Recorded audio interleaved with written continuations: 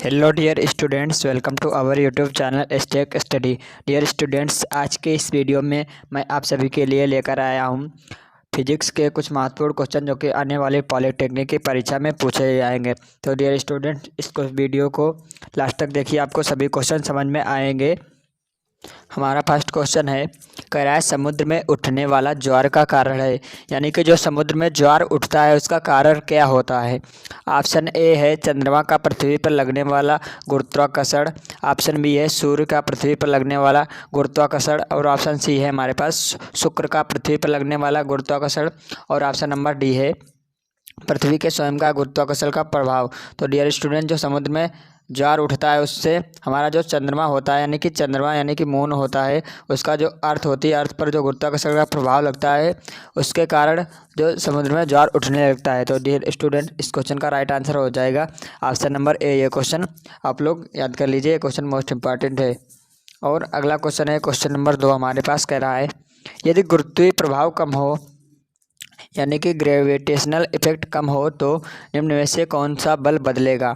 Option A है श्यान बल, और ऑप्शन बी है आर्किमिडीज का उछाल बल, और ऑप्शन नंबर सी है स्थिर वैद्युत बल, और ऑप्शन नंबर डी है इनमें से कोई नहीं। तो डियर स्टूडेंट्स, इस क्वेश्चन का आंसर आप लोग कमेंट में बताइए, तब तक मैं बताता हूँ। इस क्वेश्चन का आंसर हो जाएगा जो कि हमारा ऑप्शन नंबर बी, यानी कि आर्किमिडीज का उछाल बल। तो डियर स्टूडेंट, ये क्यों बदलेगा?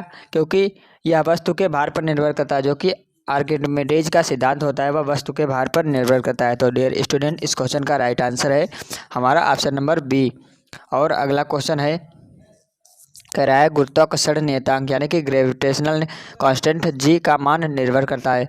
ऑप्शन ए है पिंड के द्रव्यमानों पर, और ऑप्शन बी है पिंडों के बीच की दूरी पर, और ऑप्शन नंबर सी है हमारा जो कि समीप रखे अन्य पिंड के द्रव्यमान पर, और ऑप्शन नंबर डी है उपरोक्त में से कोई नहीं। तो डियर स्टूडेंट्स, हमारा जो ग्रेविटेशनल नियतांक होता है या हमारा निर्भर करता है, यानी कि उपरोक्त में से कोई नहीं, यानी कि इनमें से किसी भी से निर्भर नहीं करता है। तो डियर स्टूडेंट्स, इसमें से ऑप्शन नंबर डी इस क्वेश्चन का राइट आंसर हो जाएगा। और अगला क्वेश्चन है क्वेश्चन नंबर 4, कह रहा है पृथ्वी का एक उपग्रह एक समान वेग से वृत्तीय कक्षा में परिक्रमण कर रहा है, यानी कि एक वृत्तीय कक्षा में एक उपग्रह परिक्रमण कर रहा है परिक्रमा। यदि अचानक गुरुत्वाकर्षण बल समाप्त हो जाए तो उपग्रह, यानी कि उपग्रह क्या हो जाएगा। ऑप्शन ए है उसी कक्षा में वेग बी वेग से परिक्रमण करता रहेगा, और ऑप्शन नंबर जो हमारा बी है कक्षा के स्पर्श रेखा के अनुदिश बी वेग से गति करेगा, और ऑप्शन नंबर सी हमारे पास वेग में वृद्धि होकर गिर जाएगा, और ऑप्शन नंबर डी अंततः मूल कक्षा के किसी बिंदु पर विराम स्थिति में आ जाएगा। तो डियर स्टूडेंट, इस क्वेश्चन का आंसर हो जाएगा जो कि हमारा है ऑप्शन नंबर बी, यानी कि कक्षा के स्पर्श रेखा के, यानी कि कक्षा है और इसके स्पर्श रेखा के अनुदिश विवेक से गति करेगा, यानी कि इधर गति करेगा। तो डियर स्टूडेंट, ऐसा क्यों होता है? ऐसा इसलिए होता है क्योंकि दिशा के जड़त्व के कारण, यहाँ पर दिशा का जड़त्व काम करेगा। तो dear students, option number B इस क्वेश्चन का राइट आंसर है। और अगला क्वेश्चन है क्वेश्चन नंबर 5, कह रहा है यदि दो द्रव्यमानों के बीच की दूरी, यानी कि दो द्रव्यमान हमारे पास M1 है और M2 है, इनके बीच की दूरी को दोगुनी कर दी जाए, यानी कि दोगुनी कर दी जाए, तो उनके बीच का गुरुत्वाकर्षण बल, यानी कि गुरुत्वाकर्षण बल कितना लगेगा। तो डियर स्टूडेंट, ऑप्शन ए हमारे पास है 2 गुना हो जाएगा, ऑप्शन बी हमारे पास है 4 गुना हो जाएगा, और ऑप्शन सी हमारे पास है आधा हो जाएगा, और ऑप्शन नंबर डी हमारे पास है 1/4 हो जाएगा। तो डियर स्टूडेंट्स, हमारे पास गुरुत्वाकर्षण बल और उसमें हमारा वो होता है संबंध, यानी कि एफ डायरेक्टली, यानी कि इन्वर्सली प्रोपोर्शनल टू 1/r²। तो डियर स्टूडेंट, यहाँ पर कह रहा है दूरी को, यानी कि r दूरी है, r को अगर हम 2 गुना कर दें, यानी कि 2 गुना कर दें इसका, तो हो जाएगा 4r²। तो डियर स्टूडेंट, यह एफ से घटकर बल हमारा 1/4 हो जाएगा। तो डियर स्टूडेंट्स, जो हमारा राइट आंसर हो जाए इस क्वेश्चन का ऑप्शन नंबर जो कि है हमारा ऑप्शन नंबर डी, यानी कि 1/4 हो जाएगा। तो डियर स्टूडेंट्स, ये आप लोग याद कर लीजिए। और अगला क्वेश्चन क्या है, क्वेश्चन नंबर 6 कह रहा है निम्न में से कौन सा तथ्य यह प्रदर्शित करता है कि पृथ्वी पर एक बल कार्य करता है जिसकी दिशा सूर्य की ओर होती है, यानी कि कौन सा तथ्य यह सिद्ध करता है, यानी कि यह प्रदर्शित करता है पृथ्वी पर एक बल लगता है जिसकी दिशा सूर्य की ओर होती है। ऑप्शन ए हमारे पास है गिरते हुए पिंडों में पूर्व की ओर विचलन, और ऑप्शन नंबर बी हमारे पास है पृथ्वी का सूर्य के चारों ओर परिक्रमा करना। और ऑप्शन नंबर सी हमारे पास है दिन और रात का होना। और ऑप्शन नंबर डी हमारे पास है जो कि कह रहा है सूर्य की पृथ्वी के चारों ओर आभासी गति। तो डियर स्टूडेंट, इस क्वेश्चन का राइट आंसर जो हो जाएगा हमारा ऑप्शन नंबर बी, यानी कि पृथ्वी के सूर्य के चारों ओर परिक्रमा करती है तो इसलिए उस पर बल एक कार्य करता है। तो डियर स्टूडेंट, ये आप लोग याद कर लीजिए। क्वेश्चन है हमारे पास क्वेश्चन नंबर 7, कह रहा है दो द्रव्यमानों यानी कि M1 तथा M2 जिनके बीच की दूरी R है के बीच लगने वाले बल F निम्न सूत्र द्वारा ज्ञात किया जाता है। F बराबर के M1 M2 इंटू अपान R स्क्वायर। नियतांक K का मान क्या है, यानी कि नियतांक K का मान किस पर डिपेंड करता है। ऑप्शन ए हमारे पास है केवल मात्रक पद्धति पर निर्भर करता है। ऑप्शन बी हमारे पास है केवल द्रव्यमानों के बीच के माध्यम पर निर्भर करता है। और ऑप्शन नंबर सी हमारे पास है ए तथा बी दोनों पर निर्भर करता है। और ऑप्शन नंबर डी हमारे पास है ए तथा बी दोनों पर निर्भर नहीं करता है। तो डियर स्टूडेंट्स, इस क्वेश्चन का राइट आंसर हो जाएगा जो कि है हमारा ऑप्शन नंबर ए, यानी कि केवल मात्रक पद्धति पर निर्भर करता है। और अगला क्वेश्चन सॉल्व करेंगे। कह रहा है किसी व्यक्ति का जो पृथ्वी की सतह पर भार 72 kg है, चंद्रमा पर उसका भार क्या होगा। तो डियर स्टूडेंट, ये क्वेश्चन सॉल्व करेंगे, यानी कि चंद्रमा पर इसका भार क्या हो जाएगा। इसका चंद्रमा पर भार हो जाएगा, यानी कि पृथ्वी पर अगर हमारे पास 72 है तो इसका 1/6 गुना रह जाएगा, यानी कि 6 से भाग कर देंगे तो हमारा आ जाएगा यानी कि 12। तो ये स्टूडेंट्स 12 kg भाग रह जाएगा इसका चंद्रमा पर, आप लोग याद कर लीजिए। और अगला क्वेश्चन है हमारे पास उपग्रह में, यानी कि उपग्रह में भारहीनता का कारण है। ऑप्शन ए है हमारे पास शून्य गुरुत्व, यानी कि जीरो ग्रेविटेशनल। और ऑप्शन नंबर बी हमारे पास है द्रव्यमान केंद्र। और ऑप्शन नंबर सी हमारे पास है उपग्रह की सतह द्वारा शून्य प्रतिक्रिया बल। और ऑप्शन नंबर डी हमारे पास है उपरोक्त में से कोई नहीं। तो डियर स्टूडेंट्स, इस क्वेश्चन का राइट आंसर हो जाएगा जो कि है हमारा ऑप्शन नंबर सी, यानी कि उपग्रह की सतह द्वारा शून्य प्रतिक्रिया बल। और अगला क्वेश्चन सॉल्व करेंगे। अगला क्वेश्चन है हमारे पास क्वेश्चन नंबर 10, कह रहा है गुरुत्वाकर्षण बल है, यानी कि गुरुत्वाकर्षण बल वह है क्या है। ऑप्शन ए है हमारे पास प्रतिकर्षण बल। और ऑप्शन नंबर बी हमारे पास है स्थित विद्युत बल। और ऑप्शन नंबर सी हमारे पास है संरक्षी बल। और ऑप्शन नंबर डी हमारे पास है असंरक्षी बल। तो डियर स्टूडेंट, जो हमारा गुरुत्वाकर्षण बल होता है वह संरक्षी बल होता है, यानी कि ऑप्शन नंबर सी इस क्वेश्चन का राइट आंसर है। अगला क्वेश्चन है हमारा क्वेश्चन नंबर 12, कह रहा है कृत्रिम उपग्रह में एक सरल लोलक का आवर्तकाल होगा, यानी कि जो आर्टिफिशियल उपग्रह होता है उसमें सरल लोलक का आवर्तकाल क्या होगा। ऑप्शन ए है हमारे पास 0। और ऑप्शन नंबर बी हमारे पास 2 सेकंड। और ऑप्शन नंबर सी हमारे पास 3 सेकंड। और ऑप्शन नंबर डी हमारे पास है अनंत। तो स्टूडेंट, सरल लोलक का यानी कि आवर्तकाल टाइम पीरियड का फार्मूला होता है, यानी कि टी बराबर 2π√L/g। तो यहाँ पर कृत्रिम उपग्रह में हमारे पास इसका जो ग्रेविटेशनल हो जाएगा यानी कि 0 हो जाएगा। तो यहाँ पर तब जी हमारा पास यहाँ पर यानी कि टी और इसमें हमारा इन्वर्सली रिलेशन आ जाएगा, तब जी हमारे पास 0 हो जाएगा। तो यहाँ पर हमारा टी बराबर इन्फिनिटी हो जाएगा। तो डियर स्टूडेंट, इस क्वेश्चन का राइट आंसर हो जाएगा हमारा यानी कि ऑप्शन नंबर डी, यानी कि अनंत। और अगला क्वेश्चन है क्वेश्चन नंबर 13, कह रहा है समान त्रिज्या वाली लोहे की एक छड़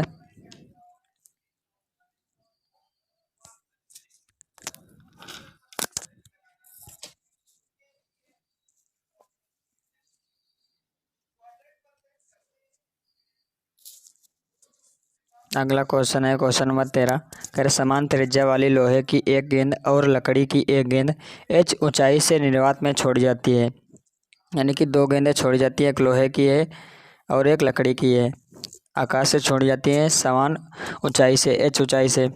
इनके पृथ्वी तक पहुंचने के समय होंगे, यानी कि इनमें पृथ्वी पर पहले पहुंचेंगे, यानी कि समय इतना होगा। ऑप्शन ए हमारे पास असमान समय लगेगा। ऑप्शन बी हमारे पास पूर्णतः समान होगा। और ऑप्शन सी हमारे पास लगभग समान होगा। और ऑप्शन नंबर डी हमारे पास है 0 होगा। तो डियर स्टूडेंट्स, इसका हमारे पास फार्मूला होता है नीचे आने का समय बराबर हो जाएगा टी बराबर 2h/g। तो डियर स्टूडेंट्स, यहाँ पर यानी कि निर्वात में गुरुत्व को छोड़कर अन्य कोई बल कार्य नहीं करता है, यानी कि निर्वात में जो हमारा है वो गुरुत्व बल कार्य करता है। अतः नीचे आने में लगा समय, यानी कि नीचे आने में लगा समय वह समान हो जाएगा। तो डियर स्टूडेंट्स, इसका ऑप्शन नंबर बी इस क्वेश्चन का राइट आंसर हो जाएगा, यानी कि पूर्णतः समान हो जाएगा। और अगला क्वेश्चन है क्वेश्चन नंबर 14 का है, जब किसी पिंड को भूमध्य रेखा से ध्रुवों की ओर ले जाया जाता है तो इसका भार ऑप्शन ए है स्थिर रहता है, और ऑप्शन बी है हमारा बढ़ जाता है, और ऑप्शन नंबर सी हमारा है घटता है, और ऑप्शन नंबर डी हमारा है उत्तरी ध्रुव पर बढ़ता है तथा दक्षिणी ध्रुव पर घटता है। तो डियर स्टूडेंट्स, इस क्वेश्चन का राइट आंसर हो जाएगा ऑप्शन नंबर बी, यानी कि बढ़ता है। तो वह क्यों बढ़ता है, उसका रीज़न होता है यानी कि क्योंकि गुरुत्वीय त्वरण का मान बढ़ जाता है ध्रुवों की ओर जाने पर। और अगला क्वेश्चन है हमारे पास, क्वेश्चन नंबर 15 कह रहा है, यदि पृथ्वी घूर्णन करना बंद कर दे, यानी कि पृथ्वी जो हमारी घूम रही है अगर घूमना बंद कर दे अर्थ, तो जी का मान भूमध्य रेखा पर ऑप्शन ए है बढ़ जाएगा, ऑप्शन बी है समान रहेगा, और ऑप्शन नंबर सी है घट जाएगा, और ऑप्शन नंबर डी इनमें से कोई नहीं। तो डियर स्टूडेंट्स, इस क्वेश्चन का जो हमारा राइट आंसर हो जाएगा वह है हमारा ऑप्शन नंबर ए, यानी कि बढ़ जाएगा। यानी कि अगर पृथ्वी घूम रही है घूमना बंद कर दे तो जी का मान भूमध्य रेखा पर बढ़ जाएगा। तो dear students, option number A इस क्वेश्चन का राइट आंसर है। और अगला क्वेश्चन है क्वेश्चन नंबर 16 कह रहा है, एक अंतरिक्ष यात्री जो कि भू उपग्रह में है, यानी कि अर्थ उपग्रह में है, उसे समय को ज्ञात करने के लिए प्रयोग में लानी चाहिए। यानी कि एक अंतरिक्ष यात्री जमीन के उपग्रह में है, उसे समय पता करने के लिए क्या प्रयोग में लाना चाहिए। ऑप्शन ए है हमारे पास दोलन घड़ी, और ऑप्शन बी हमारे पास घड़ी जो स्प्रिंग से चलती है, और ऑप्शन नंबर सी हमारे पास है दोलन घड़ी अथवा या घड़ी, और ऑप्शन नंबर डी हमारे पास ना तो दोलन घड़ी और ना ही घड़ी। तो डियर स्टूडेंट, उसे कौन से प्रयोग में लानी चाहिए, उसे घड़ी जो स्प्रिंग से चलती है वह प्रयोग में लानी चाहिए, यानी कि स्प्रिंग से चलने वाली घड़ी प्रयोग में लाना चाहिए, क्योंकि लोलक घड़ी में आवर्तकाल जी के मान पर निर्भर करता है, और जबकि स्प्रिंग घड़ी के आवर्तकाल का मान जी के कोई प्रभाव नहीं पड़ता। यानी कि जो लोलक वाली घड़ी होती है जो स्टॉपवॉच, उसमें जी का मान पर निर्भर करता है, लेकिन जो हमारी स्प्रिंग वाली घड़ी होती है उस पर जी का मान का कोई प्रभाव नहीं पड़ता है। तो डियर स्टूडेंट, उसे स्प्रिंग वाली घड़ी प्रयोग में लानी चाहिए, इससे उसे समय का पता चल जाएगा। अगला क्वेश्चन है हमारा, कह रहा है निम्न में से कौन सा कथन सत्य, यानी कि ये 4 कथन दिए गए, यानी कि 4 ऑप्शन दिए गए, इनमें से हमें पता करना है कौन सा ऑप्शन सही है। तो dear student, option number A हमारे पास है, कह रहा है जी का मान पृथ्वी की सतह पर इसके ऊपर अथवा नीचे जाने पर प्राप्त जी के मान से कम होता है, और ऑप्शन नंबर बी है जी का मान पृथ्वी की सतह पर प्रत्येक जगह समान होता है, और ऑप्शन नंबर सी हमारे पास है भूमध्य रेखा पर जी का मान अधिकतम होता है, और ऑप्शन नंबर डी हमारे पास ध्रुवों पर जी का मान भूमध्य रेखा से अधिक होता है। तो डियर स्टूडेंट्स, इस क्वेश्चन का राइट आंसर हो जाएगा जो कि हमारा है ऑप्शन नंबर डी, यानी कि भूमध्य। तो डियर स्टूडेंट्स, इस क्वेश्चन का राइट आंसर हो जाएगा ऑप्शन नंबर डी, यानी कि ध्रुवों पर जी का मान भूमध्य रेखा से अधिक होता है, जो कि मैं प्रीवियस क्वेश्चन में बता चुका हूँ। और बाकी के ये 3 ऑप्शन जो हैं वो इनकरेक्ट हो जाएंगे। तो dear student, option number D इस क्वेश्चन का राइट आंसर है। डियर स्टूडेंट्स, आई होप ये क्वेश्चन आपको समझ में आए होंगे और वीडियो आपको अच्छी लगी होगी। डियर स्टूडेंट, इस वीडियो को लाइक करें और हमारे चैनल एसटेक स्टडी को सब्सक्राइब जरूर करें। हम आपसे मिलते हैं जल्दी ही अगली वीडियोस में शानदार क्वेश्चन के साथ। Thank you so much for watching this video.